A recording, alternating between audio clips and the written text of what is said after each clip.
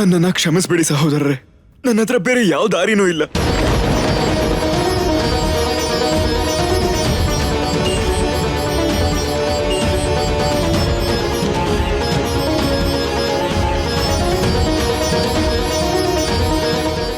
ನನ್ನ ಎಲ್ಲ ಧರ್ಮದ ಶಕ್ತಿಯೊಂದಿಗೆ ನಾನು ನನ್ನನ್ನೇ ಪಣಕ್ಕಿಡ್ತಾ ಇದ್ದೀನಿ.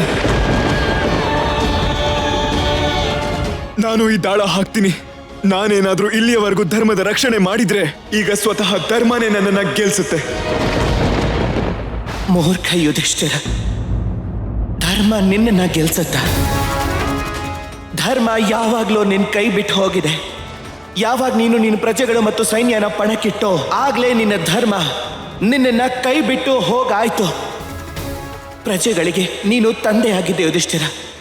ಯಾವಾಗ ನೀನು ನಿನ್ನ ಮಕ್ಕಳು ಹಾಗಿರೋ ನಿನ್ನ ತಮ್ಮಂದಿರನ್ನ ಈ ಜೂಜಾಟದಲ್ಲಿ ಪಣಕ್ಕಿಡೋ ನಿರ್ಧಾರ ಮಾಡಿದ್ಯೋ ಆಗ್ಲೇ ಧರ್ಮ ನಿನ್ನ ಕೈ ಬಿಟ್ಟು ಹೋಗಿತ್ತು.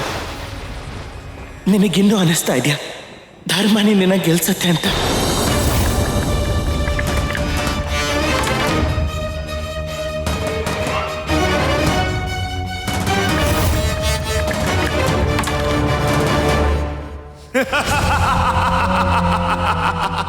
ಐದು ಪಾಂಡವರು ಪಂಚ ಪಾಂಡವರು ನನ್ನ ದಾಸರಾದ್ರು.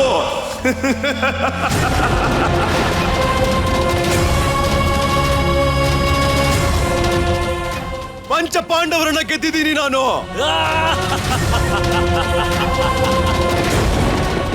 ಅಣ್ಣ, ನೀವು ಗೆದ್ಬಿಟ್ರಿ, ಚಕ್ರವರ್ತಿ ಆಗ್ಬಿಟ್ರಿ. ಪ್ರಪಂಚದಲ್ಲೇ ಎಲ್ರಿಗಿಂತ ದೊಡ್ಡ ವೀರರು ಪಾಂಡವರು ಈಗ ನಿಮ್ಮ ದಾಸರು. ಇನ್ನು ಈ ಭೂಮಿನೇ ನಿಮ್ದು. ಬೇಕಾದ್ರೆ ಪೂರಾ ತ್ರಿಲೋಕವನ್ನೇ ಗೆದ್ಬಿಡಿ. ಇದೇನ್ ಮಾಡ್ಬಿಟ್ಟೆ ಯುಧಿಷ್ಠಿರ ನೀನು? ಒಬ್ಬ ಅಸಮರ್ಥ ರಾಜನಿಂದ ನೀನು ದಾಸ ಆಗ್ಬಿಟ್ಟೆ. ಇದೇ ಆಗೋದು. ಯಾವಾಗ ವ್ಯಕ್ತಿ ಅಧರ್ಮಕ್ಕೆ ಜೊತೆ ಆಗ್ತಾನೋ ಅವನು ಒಂದೇ ಕ್ಷಣದಲ್ಲಿ ಸಾಮ್ರಾಟನಿಂದ ಭಿಕ್ಷುಕ ಆಗಿ ಹೋಗ್ತಾನೆ. ಕೆಲವು ಮನುಷ್ಯರು ಅರ್ಥನೇ ಮಾಡ್ಕೊಳ್ಳಲ್ಲ ರಾಧ. ಈ ಎಲ್ಲ ಪಾಪಗಳು ಅವರನ್ನ ನರಕದ ಕಡೆ ಕರ್ಕೊಂಡು ಹೋಗ್ತಾ ಇದೆ. ಎಂಥ ಘೋರ ನರಕ ಅಂದ್ರೆ ಅದರ ಲೆಕ್ಕಾಚಾರ ಹಾಕಿದ್ರೆ ಆ ನರಕದಲ್ಲಿ ಕಳೆಯೋ ಕೆಲವು ಗಂಟೆಗಳ ನೋವು ಮನುಷ್ಯ ಜೀವನದ 1000 ವರ್ಷಗಳ ನೋವಿಗಿಂತಲೂ ಎಷ್ಟೋ ಹೆಚ್ಚಾಗಿರುತ್ತೆ. ಇದನ್ನ ಯಾರು ಅರ್ಥ ಮಾಡ್ಕೊಳ್ಳೋದಿಲ್ಲ ರಾಧಾ. ಹಾಗಾದ್ರೆ ನೀನ್ ಯಾಕೆ ಹೋಗ್ಲಿಲ್ಲ ಅಲ್ಲಿಗೆ? ಯಾಕೆ ಕಾಪಾಡ್ಲಿಲ್ಲ ಪಾಂಡವರನ್ನ? ಇದಕ್ಕೆ ಉತ್ತರ ಕೂಡ ನಿನಗೆ ಸದ್ಯದಲ್ಲೇ ಸಿಗುತ್ತೆ ರಾಧಾ. ಇನ್ನು ಸ್ವಲ್ಪ ಸಮಯ ಕಾದು ನೋಡು ಸಾಕು. ಅರೆ ರೇ ರೇ ರೇ ಇದೇನಾಗೋಯ್ತು? ನನ್ನ ತಮ್ಮಂದಿರು ದುಃಖ ಪಡ್ತಾ ಇದ್ದಾರೆ.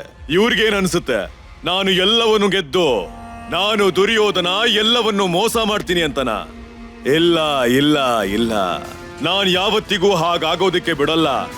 ನಿನ್ನ ಹತ್ರ ಇನ್ನೂ ಒಂದು ಅವಕಾಶ ಇದೆ, ಇನ್ನೂ ಒಂದು ವಸ್ತು ಇದೆ ಪಣಕ್ಕಿಡೋದಕ್ಕೆ. ನೀನು ಮೋಸ ಮಾಡಿ ನಮ್ ಎಲ್ಲವನ್ನ ಪಡ್ಕೊಂಡಿದ್ಯಾ.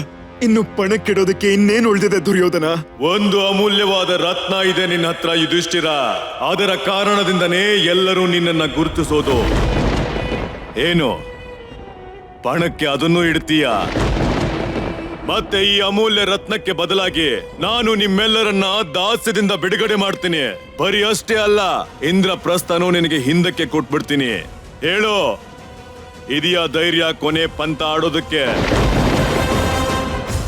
ಇಡ್ತೀಯ ಪಣಕ್ಕೆ ಆ ದ್ರೌಪದಿಯನ್ನ?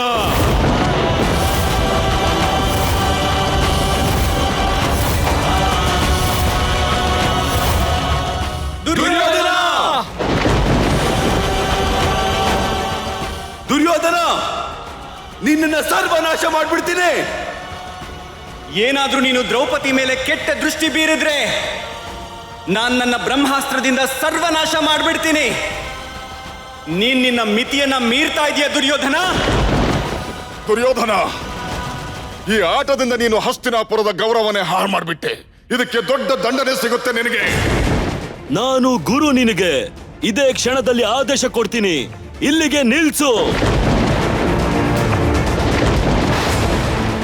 ಮಿತ್ರ ದುರ್ಯೋಧನ, ನೀನು ರಾಜ್ಯ, ಹಣ, ಸೈನ್ಯ ಏನು ಬೇಕಾದ್ರೂ ತಗೋ. ಆದ್ರೆ ನಾನು ನಿನ್ನ ಕೇಳ್ಕೊತೀನಿ, ಒಂದು ಹೆಣ್ಣಿಗೆ ಅಪಮಾನ ಮಾಡಬೇಡ.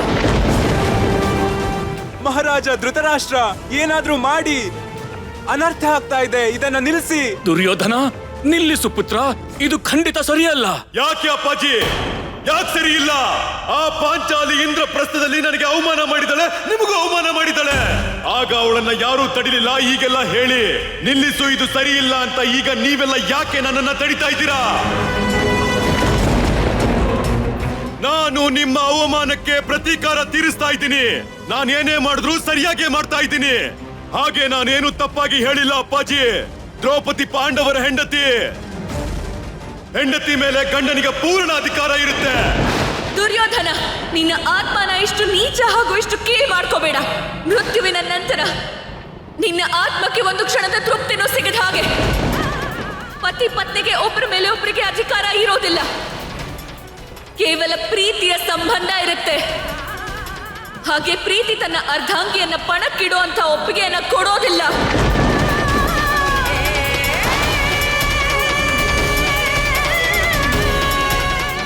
ನಿನ್ನ ಕೋಪನ ತಡೆದಿಟ್ಕೋ ರಾಧ, ಇಲ್ಲ ಅಂದ್ರೆ ಮಹಾ ವಿನಾಶ ಆಗೋಗತ್ತೆ.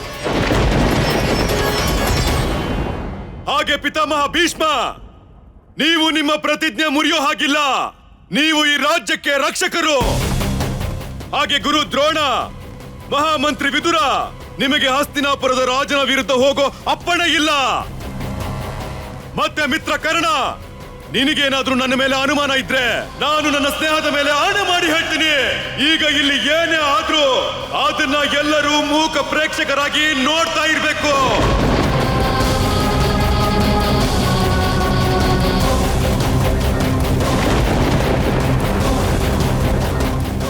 ಅಣ್ಣ ದುರ್ಯೋಧನ ಸರಿಯಾಗಿ ಹೇಳ್ತಾ ಇದ್ದಾರೆ. ಇವ್ರು ಹೇಳ್ತಾ ಇರೋದು ರಾಜಾಜ್ಞೆ. ರಾಜಾಜ್ಞೆಯ ಪಾಲನೆ ನೀವೆಲ್ಲ ಮಾಡ್ಲೇಬೇಕು.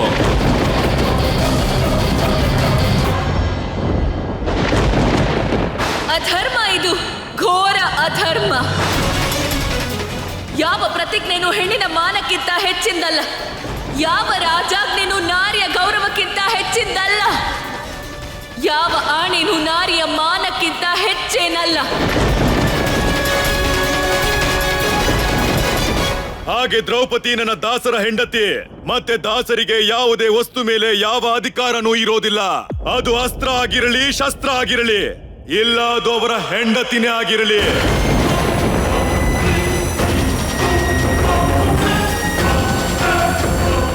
ಈಗ ದಾಸರ ಹೆಂಡತಿ ಮೇಲೆ ನನಗೆ ಪೂರ್ತಿ ಅಧಿಕಾರ ಇದೆ. ನಿಲ್ಲಿಸಿ, ನಿಲ್ಲಿಸಿ.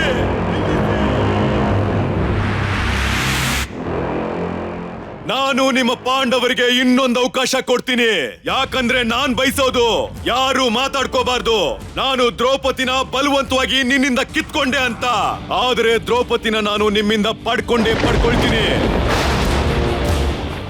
ಏನಾದ್ರೂ ನೀವು ಪಾಂಡವರು ನಿಮ್ಮ ಹೆಂಡತಿನ ಗೆಲ್ಲೋಕೆ ಪ್ರಯತ್ನ ಮಾಡೋ ಹಾಗಿದ್ರೆ ಅದನ್ನು ಮಾಡಿ.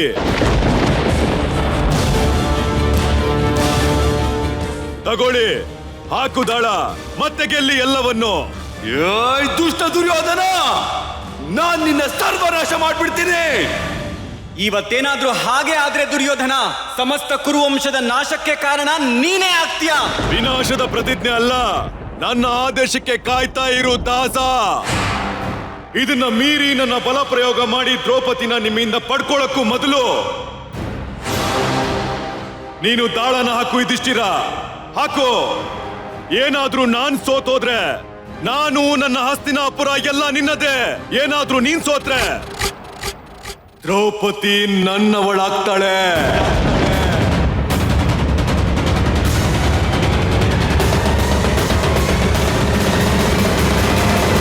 ಮಹಾರಾಜ ಧೃತರಾಷ್ಟ್ರ, ಇವತ್ತು ಮೊದಲನೇ ಬಾರಿ ನನಗೆ ನನ್ನ ಪ್ರತಿಜ್ಞೆ ಸರಿ ಇಲ್ಲ ಅನಿಸ್ತಾ ಇದೆ. ಇದನ್ನೆಲ್ಲ ನೋಡ್ಕೊಂಡು ನಾನು ಮೌನವಾಗಿರೋದು ನನ್ನ ಪಾಲಿಗೆ ದುರದೃಷ್ಟ ಅನಿಸ್ತಿದೆ.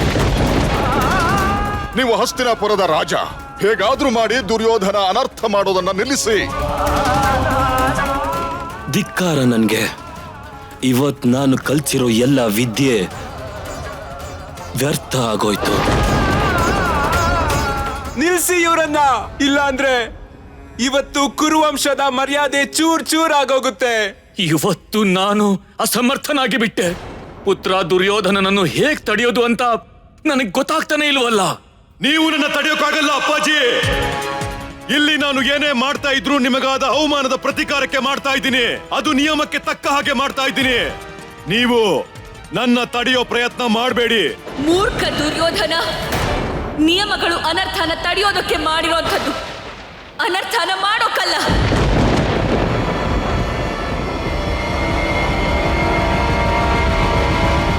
ಅಣ್ಣ ಯುಧಿಷ್ಠಿರ, ದಾಸರ ಹಾಗೆ ನೀನು ಕೂಡ ಅರಬೆತ್ತಲೆ ಆಗು. ಹಾಗೆ ರಾಜಸಿಂಹಾಸನದ ಬದಲಾಗಿ ಈ ನೆಲದ ಮೇಲೆ ಕುತ್ಕೊಂಡು ತಾಳ ಹಾಕು.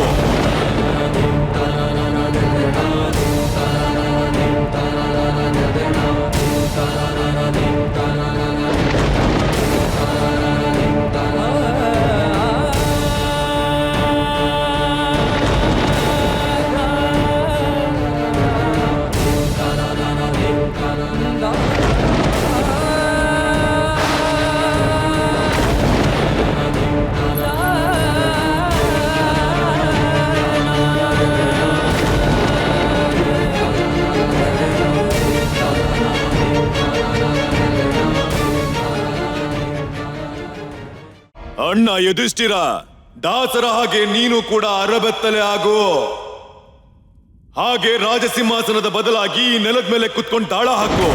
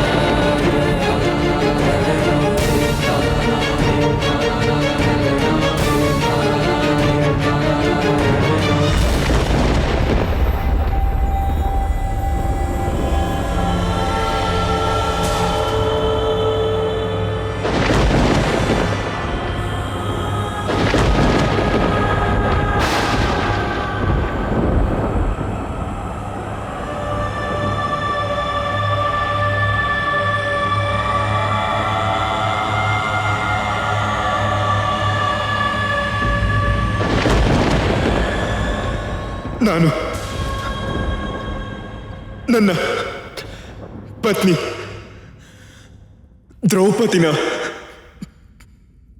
ಪಣಕ್ಕಿಡ್ತಾ ಇದ್ದೀನಿ.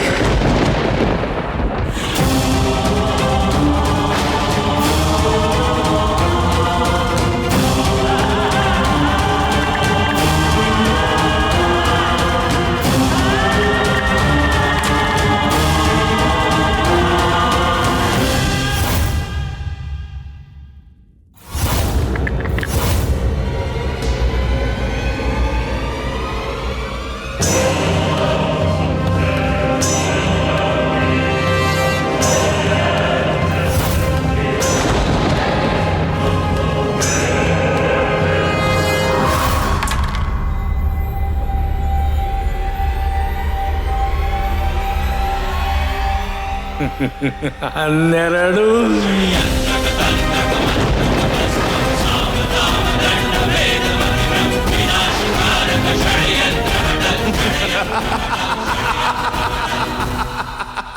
ದ್ರೌಪದಿ ನನ್ನವಳಾದ್ಲು.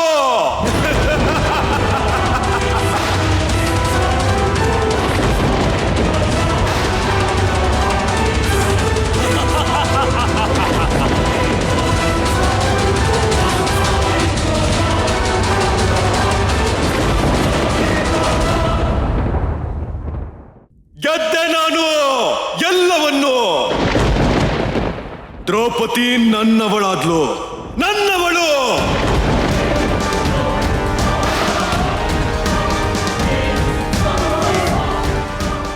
ಏಯ್, ನಿಂತ್ಕೊಂಡು ಏನ್ ನೋಡ್ತಾ ಇದ್ದೀರಾ? ಹೋಗಿ ಆ ದಾಸಿ ದ್ರೌಪದಿನ ಇಲ್ಲಿ ಕರ್ಕೊಂಡ್ ಬಾ. ಕುರುಡನ ಮಗ ಕುರುಡನೇ ಆಗಿರ್ತಾನೆ ಅಂದಿದ್ದಲ್ಲ ನನ್ನ. ಇವತ್ತು ನಾನು ಅವಳನ್ನ ದಾಸಿ ಮಾಡಿಕೊಂಡು ತುಂಬಿದ ಸಭೆಯಲ್ಲಿ ಅವಮಾನ ಮಾಡ್ತೀನಿ. ಆಗಲೇ ನನ್ನ ಪ್ರತೀಕಾರ ಪೂರ್ತಿ ಆಗೋದು. ಇವತ್ತು ನಾನು ಎಲ್ಲರ ಎದುರಿಗೆ ಅವಳನ್ನ ನನ್ನ ತೊಡ ಮೇಲೆ ಕೂರಿಸ್ಕೊಳ್ತೀನಿ.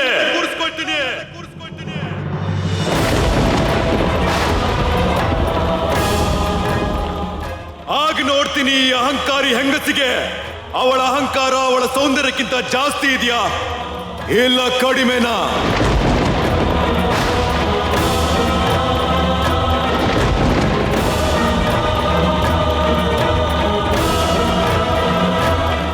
ಕುರುಡನ ಮಗ ಕುರುಡನೇ ಆಗಿರ್ತಾನೆ ಅಂದಿದ್ದಲ್ಲ ನನ್ನ.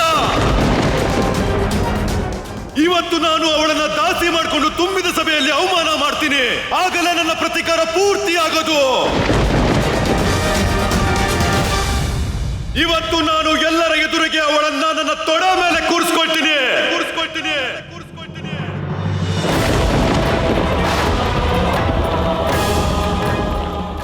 ಆಗ ನೋಡ್ತೀನಿ ಈ ಅಹಂಕಾರಿ ಹೆಂಗಸಿಗೆ ಅವಳ ಅಹಂಕಾರ ಅವಳ ಸೌಂದರ್ಯಕ್ಕಿಂತ ಜಾಸ್ತಿ ಇದೆಯಾ ಇಲ್ಲ ಕಡಿಮೆನಾ?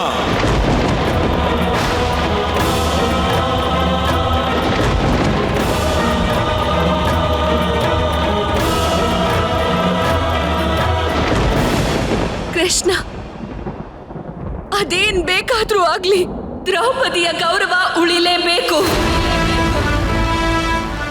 ಇಲ್ಲಾಂದ್ರೆ ಸರ್ವನಾಶ ಆಗುತ್ತೆ. ಜಗತ್ತೇ ನೋಡತ್ತೆ. ಯಾವ ಹೆಣ್ಣು ಪ್ರೀತಿ ತೋರಿಸ್ತಾಳೋ ಅವಳು ಮಹಾಪ್ರಳಯನೂ ತರ್ತಾಳೆ.